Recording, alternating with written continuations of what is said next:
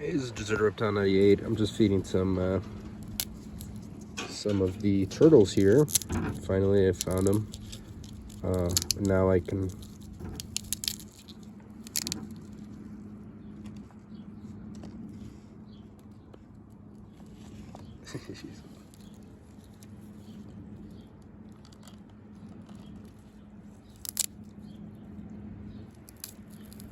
See, I'm breaking it up so she could smell it. It smells really good. Smelling my finger. That's my finger.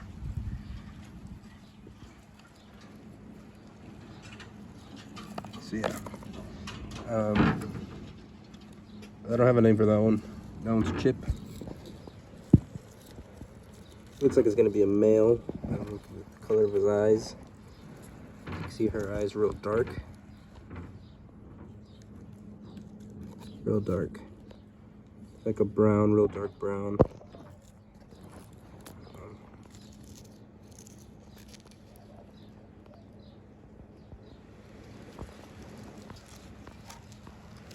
So with these turtles,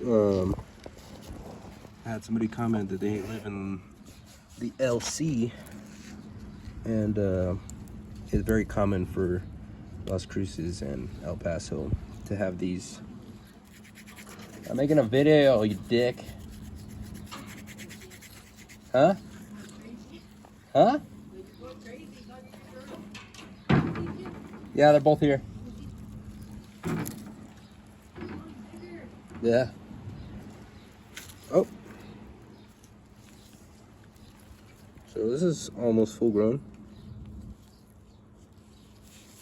It's got a dirty shell. Probably give him some water right now. If you live in like the southwestern area of the United States, you might want to give them some water.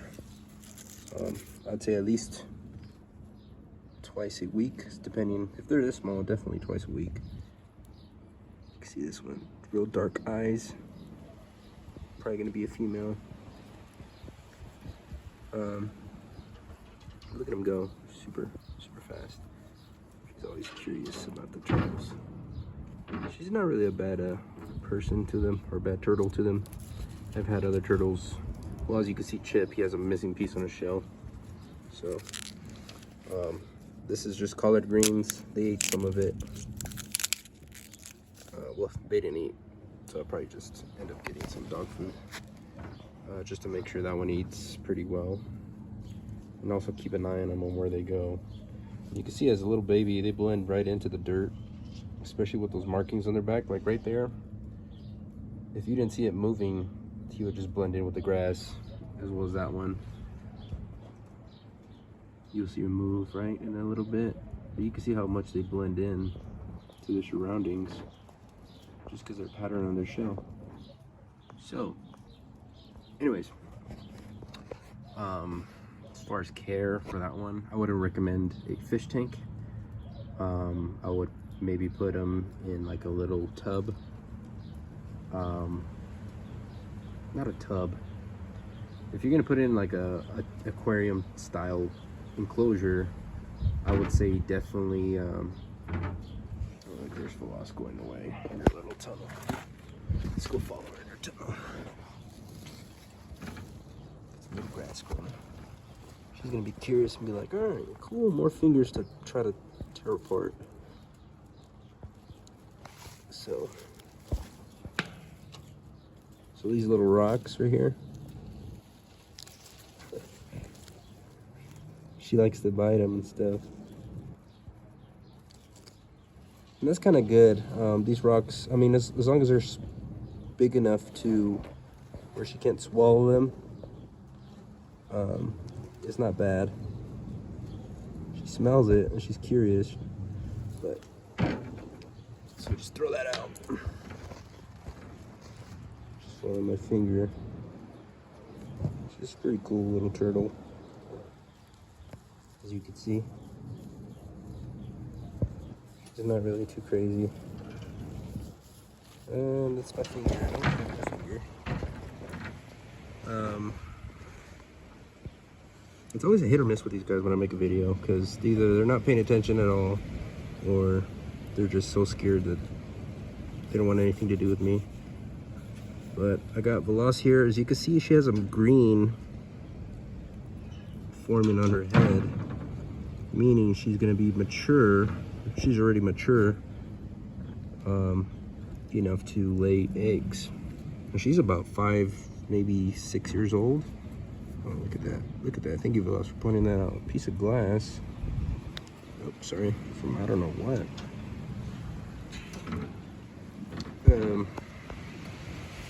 So, yeah, green. Sorry, ADHD.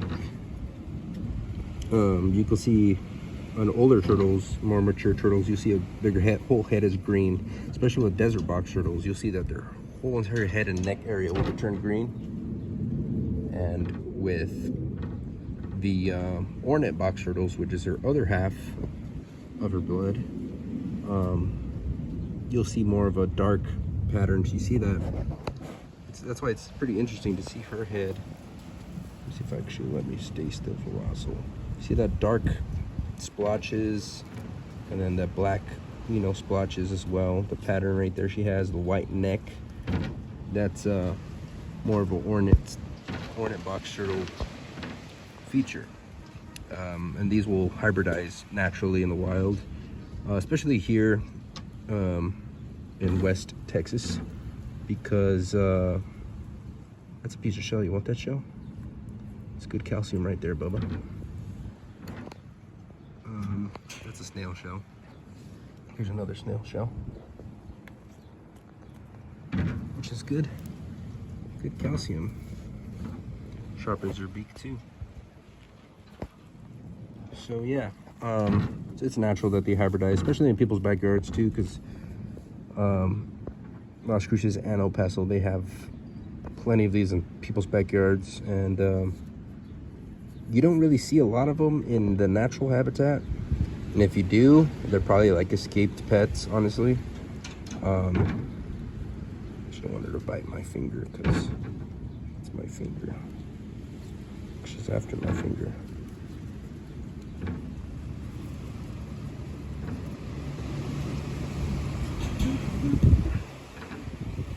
Yeah, so let's go find a baby real quick.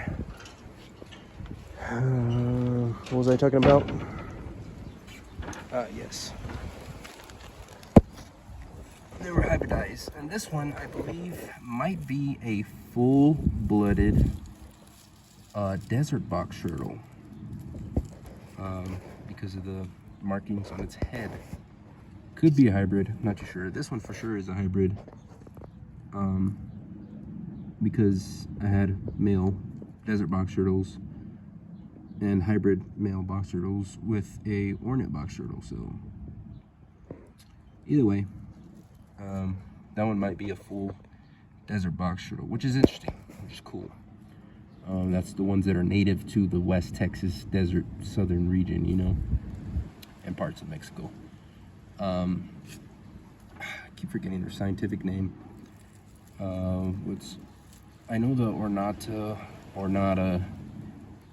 is ornate box turtle, terrapin ornata, and then terrapin ornata. I don't know what the desert one is, but it's basically the same care, similar care. They're just found in different regions, and obviously desert box turtle, you find them in extreme desert area, a lot of heat, a lot of sun, and for the most part these guys are going to be crepuscular, so you're going to see them when the sun's going up and the sun is going down. Very rare to see one in the middle of the day.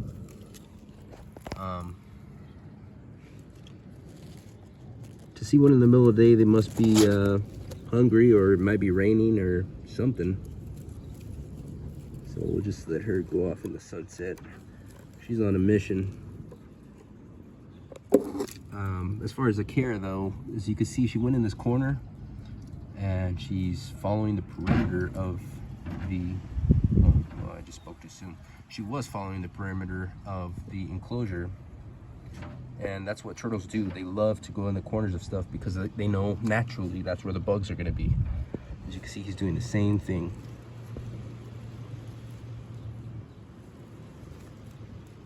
So when you build an enclosure, especially an outdoor enclosure, you want to keep all the corners pretty much sealed from the inside the ground up. And if you don't think that turtles are good climbers, they are amazing climbers, and they will clear this easily if you have a suitable corner there. So that's one of the reasons I kind of did this, so they don't climb up.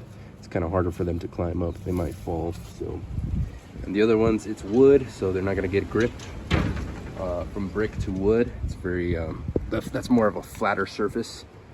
Well, I swear, did she follow me? No, she did not. I'm trying to feed the iguanas, but they don't want to eat at this time. They just want to be snuggled up. What's up, Bubba? Yeah, he had some shit on him. Right there. Nice. That's a cool shed right there. Look at that one. That's the ear hole of the iguana.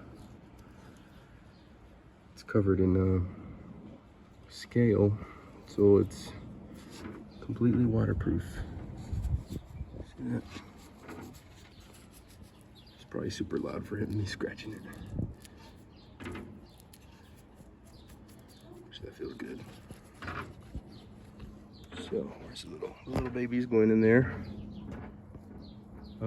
Chip is going in the corner again, and Veloz is yet to be found. I think she went back in her little hut. Yep. So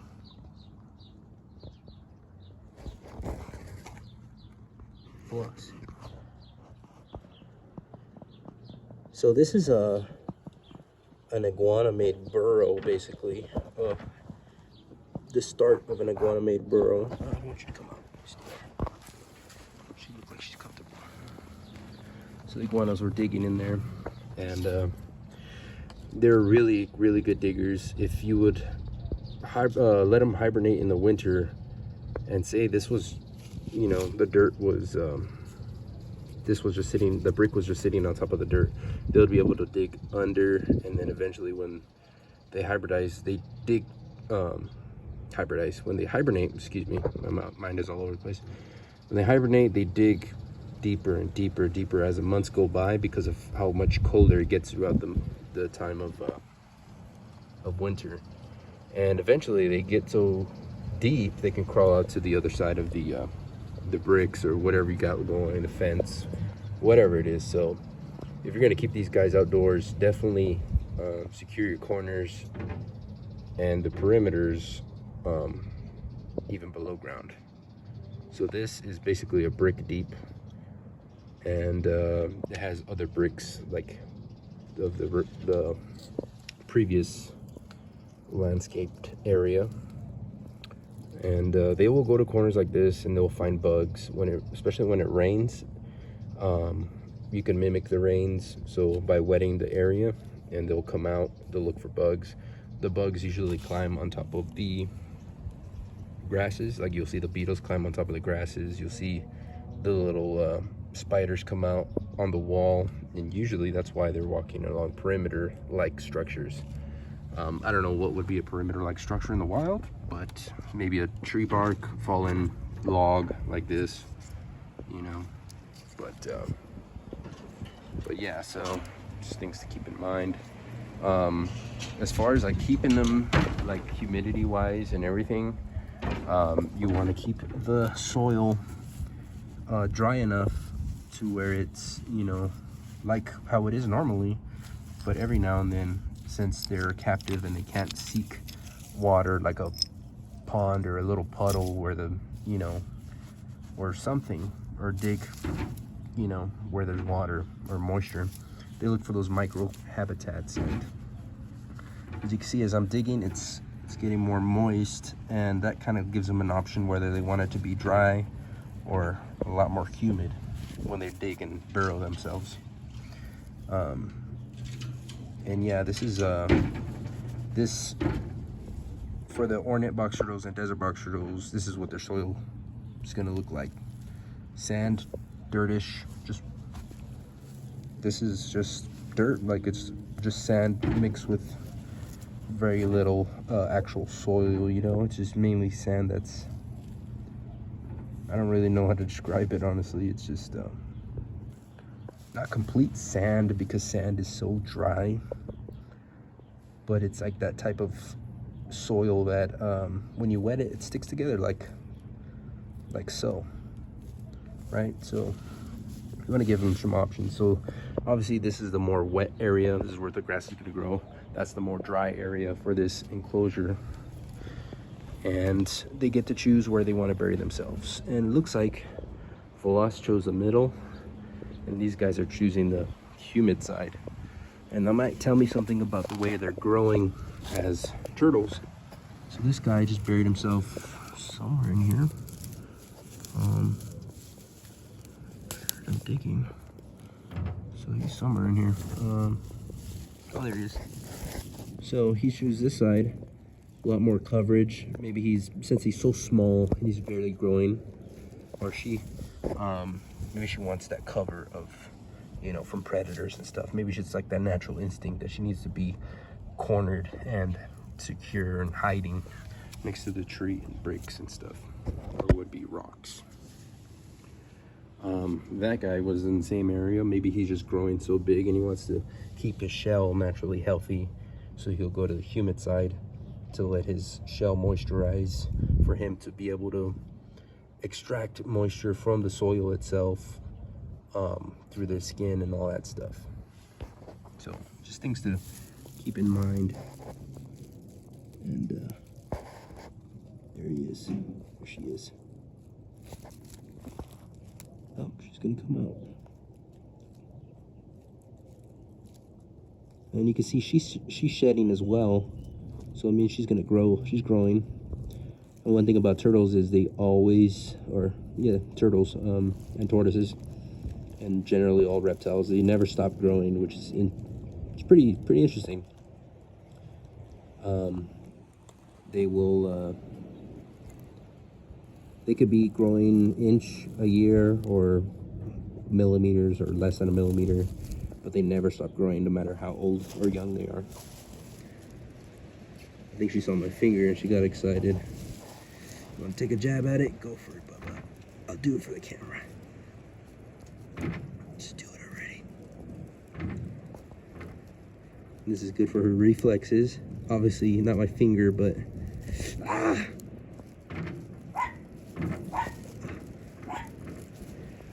so she's just interested in trying to figure out what the hell. She's like, no, I don't know, this thing keeps moving. It's like a big worm. Oh my gosh, it's pretty accurate. Yeah. Oh my gosh, she's on the hunt now. This is what they do when they find a cricket or worm or beetle. They go crazy for it. Especially when they're young, they'll be eating more protein matter, like bugs, crickets, grasshoppers, worms, stuff that's pretty easy for them to catch.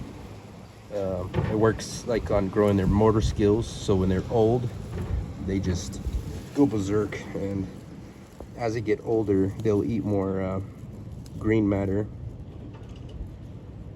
Little dude. They'll eat more greens, fruits and vegetables, cacti, stuff like that.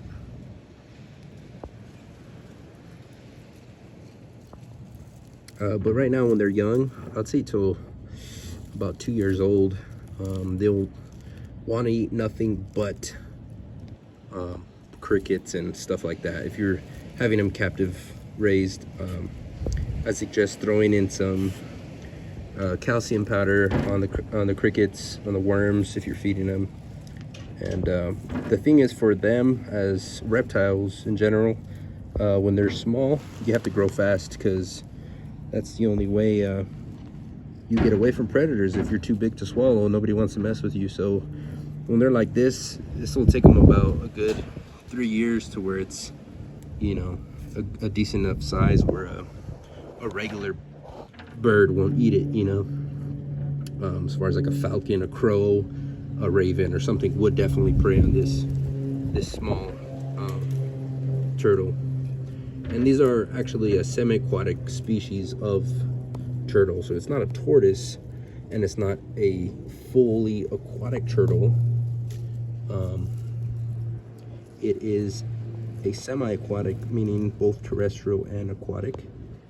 They're really good swimmers. I wouldn't throw one in a pond because, especially like the hornet box turtle and the desert box turtle, they're not going to, it's not really natural for them to be in a large heap of water, you know? Man, this guy's hungry. Just poked his eye with a piece of grass blade. Ow. Yeah, it's not even, he's so small, it's not even grabbing my finger, which is nuts. He's a little maniac. So I'm gonna lure her over here actually.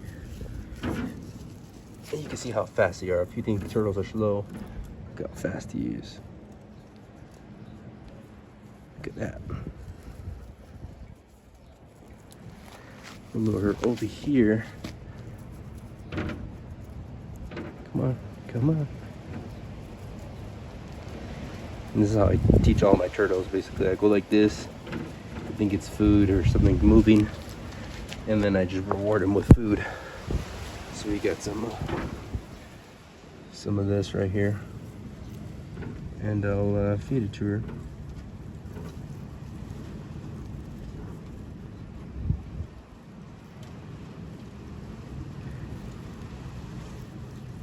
So pretend it's a bug.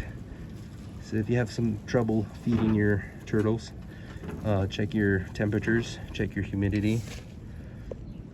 Just for turtles and tortoises in general, as far as small baby ones.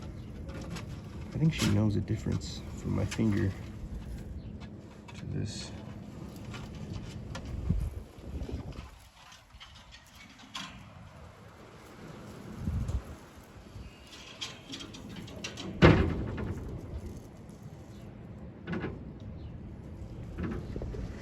So this is I'm gonna say Flukers.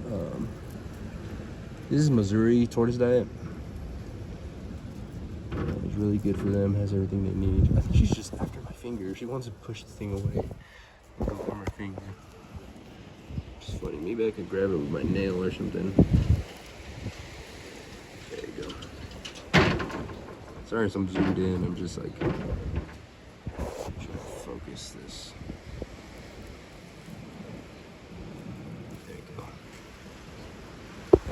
You're seeing my thumb.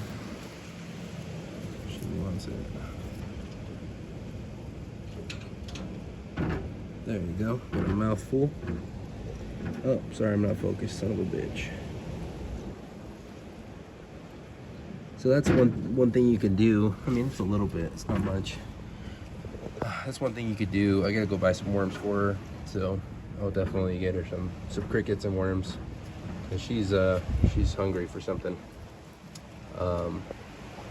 Yeah, that's something you could do. Like if you want to introduce more fruits and vegetables, you know, get similar colored fruits and vegetables of worms and stuff, and pretend it's alive, and you know, hand feed it to them.